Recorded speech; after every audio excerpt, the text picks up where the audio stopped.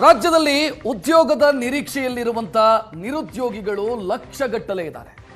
ಏನಾದರೂ ಒಂದು ಕೆಲಸ ಸಿಗುತ್ತಾ ಅನ್ನುವಂಥ ನಿರೀಕ್ಷೆಯಲ್ಲೇ ಕಾಯ್ತಾ ಇರ್ತಾರೆ.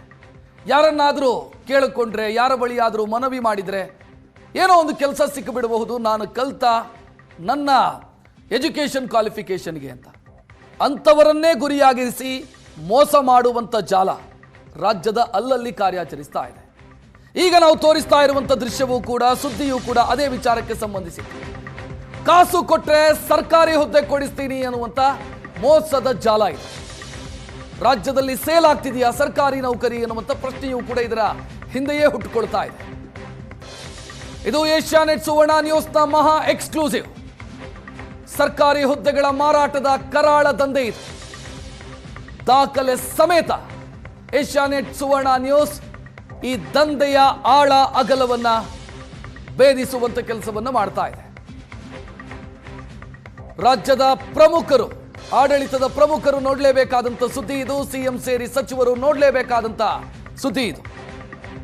ರಾಜ್ಯದಲ್ಲಿ ಹೊರಗುತ್ತಿಗೆ ನೌಕರರ ಹೆಸರಲ್ಲಿ ಜನರನ್ನ, ಉದ್ಯೋಗ ಆಕಾಂಕ್ಷಿಗಳನ್ನ ಮೋಸ ಮಾಡುವಂತ ಕೆಲಸಗಳು ವ್ಯವಸ್ಥಿತವಾಗಿ ಆಗ್ತಾ ಇದೆ. ದುಡ್ಡು ಪಡ್ಕೊಂಡು ಕೆಲಸ ಕೊಡಿಸ್ತೀವಿ, ಸರ್ಕಾರದ ಕೆಲಸ ಕೊಡಿಸ್ತೀವಿ, ರಾಜ್ಯ ಸರ್ಕಾರದ ಕೆಲಸ ಕೊಡಿಸ್ತೀವಿ, ಕೇಂದ್ರ ಸರ್ಕಾರದ ಕೆಲಸ ಕೊಡಿಸ್ತೀವಿ ಅಂತ ಮೋಸ ಮಾಡೋದು ವ್ಯವಸ್ಥಿತವಾಗಿ ಸರ್ಕಾರಿ ನೌಕರರೇ ಮಾಡ್ತಾ ಇದ್ದಾರೆ.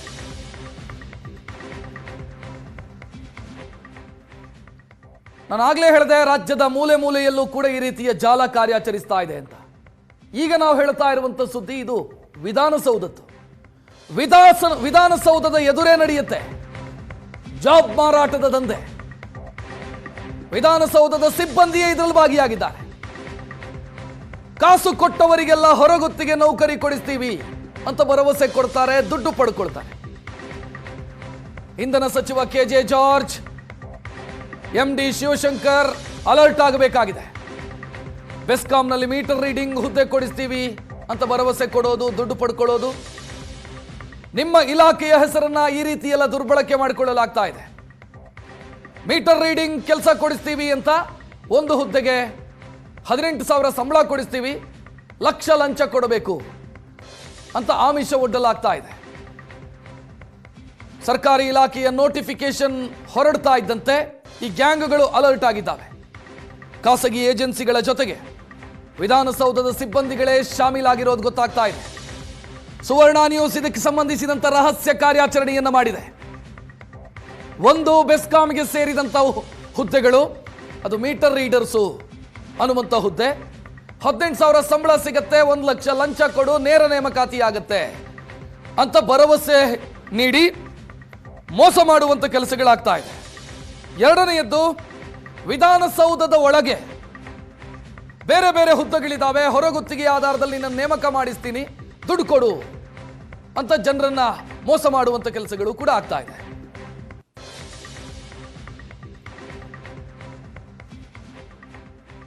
ರಾಜ್ಯದ ಆಡಳಿತದ ಶಕ್ತಿ ಸೌಧ ವಿಧಾನಸೌಧದಲ್ಲೇ ದಂಧೆಕೋರರು ಕಾರ್ಯಾಚರಿಸ್ತಾ ಇದ್ದಾರೆ. ಇವರನ್ನ ಬಲೆಗೆ ಬೀಳಿಸುವಂತ ಕೆಲಸವನ್ನ ಏಷ್ಯಾನೆಟ್ ಸುವರ್ಣ ನ್ಯೂಸ್ ಮಾಡಿದೆ. ಇಲ್ಲಿ ಈ ರೀತಿ ದಂಧೆ ನಡೀತಾ ಇದೆ ಅನ್ನುವಂಥ ಸುಳಿವು ಸುವರ್ಣ ನ್ಯೂಸ್ಗೆ ಲಭ್ಯ ಆಗಿತ್ತು. ಇದೇ ಕಾರಣಕ್ಕಾಗಿ ವಿಧಾನಸೌಧದ ಡಿ ಗ್ರೂಪ್ ನೌಕರ ಕೃಷ್ಣ ಅನ್ನೋ ವ್ಯಕ್ತಿಯನ್ನ ನಾವು ಸಂಪರ್ಕ ಮಾಡಿದ್ವಿ. ಕೆಲಸ ಕೊಡಿಸಿ ಅಂತ ಕೃಷ್ಣನ ಮುಂದೆ ನಾವು ಮನವಿ ಸಲ್ಲಿಸಿದ್ವಿ ದೂರವಾಣಿ ಮುಖಾಂತರ. ಕೆಲಸ ಕೊಡಿಸ್ತೀನಿ ಅಂತ ಆತ ಭರವಸೆ ಕೊಡ್ತಾನೆ. ನಾವು ರಿಕ್ವೆಸ್ಟ್ ಮಾಡಿದಾಗ ಕೆಲಸ ಕೊಡುವಂತ ಭರವಸೆಯನ್ನ ಅಥವಾ ಕೆಲಸ ಕೊಡಿಸುವಂತ ಭರವಸೆಯನ್ನ ಡಿ ಗ್ರೂಪ್ ನೌಕರ ಕೃಷ್ಣ ಮಾಡ್ತಾನೆ.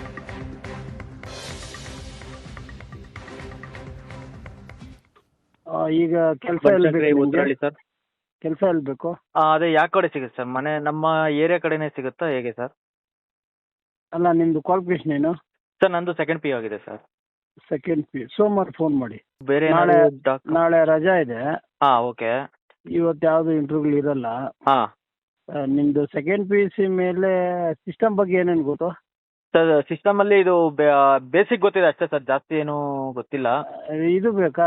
ಎಕ್ಸೆಲ್ ಎಲ್ಲ, ವರ್ಡ್ ಎಕ್ಸೆಲ್ ಎಲ್ಲ ಹೌದು ಸರ್. ಎಕ್ಸೆಲ್ ವರ್ಡ್ಸ್ ಎಲ್ಲ ಬರುತ್ತಾ? ಹೌದು ಸರ್, ಬರುತ್ತೆ. ಸರ್, ಆ ಥರ ಇದ್ರೆ ಕನ್ನಡ ಇಂಗ್ಲೀಷ್ ಎರಡು ಬರುತ್ತಾ? ಕನ್ನಡ ಬರುತ್ತೆ ಸರ್, ಕನ್ನಡ ಪಕ್ಕ ಬರುತ್ತೆ, ಕಲ್ತಿದ್ದೀನಿ ಕ್ಲಾಸ್ಗೆ ಹೋಗಿ. ಅಲ್ಲ, ನುಡಿ ಬರುತ್ತಾ?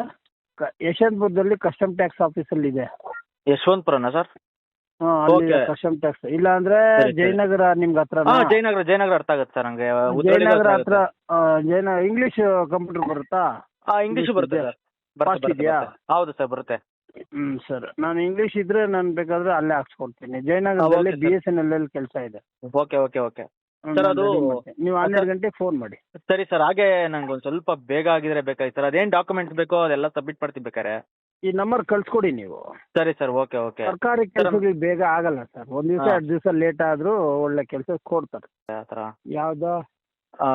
ಈಗ ಮೀಟರ್ ರೀಡಿಂಗಿಗೆ ಇದು ಕೇಳ್ತೀನಿ ಸರ್. ಯಾಕಂದ್ರೆ ಸ್ಟೇಟ್ ಗೌರ್ಮೆಂಟ್ ಒಂದು ರೇಟ್ ಇದೆ, ಓಕೆ ಸೆಂಟ್ರಲ್ ಗೌರ್ಮೆಂಟ್ ಒಂದು ರೇಟ್ ಇದೆ ಸರ್.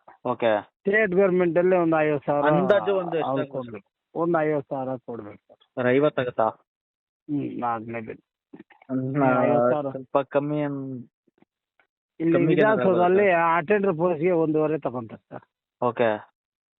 ಏನ್ ಮಾಡ್ತಾರೆ, ಎಲ್ಲ ತಿನ್ನೋರು ಜಾಸ್ತಿ ಆಗ್ಬಿಟ್ಟಿದ್ದಾರೆ ಇಲ್ಲಿ ಸರ್. ನಮ್ಮ ಹತ್ರ 70 ಪೈಸಾ, 80 ಪೈಸಾ, ₹1 ಹಾಂ ಈ ತರ ಇದೆ ಅಲ್ಲಿ. ಹಾಂ. ₹1 ಅಂದ್ರೆ ಗೊತ್ತಾಯ್ತಾ? ಅಂದ್ರೆ 1 ಲಕ್ಷನಾ ಸರ್? ನಾವೇನೋ ಇನ್ನೊಂದು ಸರ್, ಈಗ ಡೈರೆಕ್ಟ್ ಆಫೀಸರ್ ಆದ್ರೆ ಪಾಪ ಅವರು ಕಡಿಮೆ ಏನೋ ಕೊಟ್ಟು ಕಳ್ಸ್ರಿ ಅಂತಾರೆ ಪಾಪ. ಹಾಂ ಸರ್. ಅವ್ರನ್ನ ಲಿಂಕ್ ಇಟ್ಕೊಂಡಿದ್ದಾರೆ ಒಬ್ರು, ಅವರು ಇನ್ನೊಬ್ರು ಇಟ್ಕೊಂಡು ಇನ್ನೊಬ್ರು, ಈ ತರ ಚೈನ್ ಟೈಪು 5-6 ಜನ ಇರ್ತಾರಲ್ಲಿ. ಹಾಂ ಸರ್ ಗೊತ್ತಾಯ್ತು. ಸರಿ ಸರ್, ನಮ್ಮ ಕೈಲಾಗಿದ್ದು ಹೆಲ್ಪ್ ಮಾಡೋಣ. ದೇವರು ಸರ್ ಬೇಕಾದ್ರೆ ನಿಮ್ಗೂ ಬೇಕಾದ್ರೆ ನೋಡ್ಕೊಳ್ಳೋಣ ಏನಿದ್ರು. ನಮ್ಗೆ ಏನು ನೋಡ್ಕೋಬೇಡಿ ಸಮಯ, ನಮ್ ದೇವ್ರು ನೋಡ್ಕೊಂಡಿದ್ದಾರೆ. ನಿಮ್ಮದ್ ನೀವು ನೋಡ್ರಿ ಪಾಪ ರೆಡಿ ಮಾಡಿ. ಈಗ ಕೆಲಸ ಎಲ್ಲ